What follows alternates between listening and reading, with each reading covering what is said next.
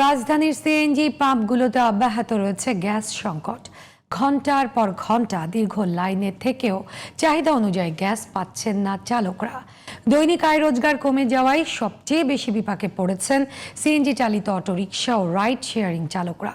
জাতীয় গ্রিডের ত্রুটি দূর করতে সরকারের দ্রুত পদক্ষেপের দাবি তাদের। আব্দুল্লাহ খান মুন্নার রিপোর্ট। শেকড় থেকে শিখরে। রাজধানীর বিভিন্ন সিএনজি ফিলিং স্টেশনে গাড়ির দীর্ঘ সারি। ঘন্টার পর ঘন্টা অপেক্ষা করে অনেক চালক ফিরছেন কোনো রকমে অর্ধেক সিলিন্ডার ভর্তি করে। গ্যাস নাই ধরতে গেলে ওই যে ৮০ টাকার গ্যাস পাই, ৬০ টাকার গ্যাস পাই। দিন দিন সংকট আরও ঘনীভূত হওয়ায় চরম দুর্ভোগে পড়েছেন সিএনজি চালিত যানবাহনের চালকেরা। তাদের এখন দিনের বড় একটা অংশই চলে যাচ্ছে গ্যাস পেতে। ফলে দৈনন্দিন জীবিকা নির্বাহই কঠিন হয়ে পড়েছে বলে জানান চালকরা। সংকট সমাধানে সরকারের দ্রুত পদক্ষেপের দাবি তাদের।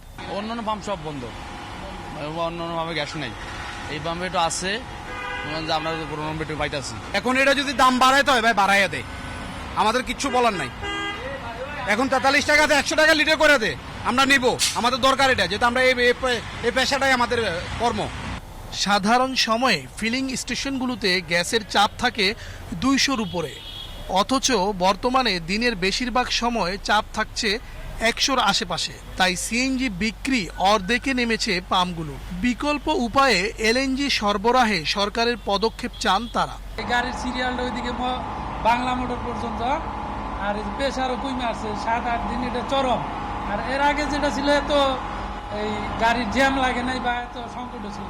সিএনজি সরবরাহ না থাকায় রোববারও বন্ধ ছিল রাজধানীর বেশ কয়েকটি পাম্প। আব্দুল্লাহ খান মুন্না, জিটিভি নিউজ, ঢাকা।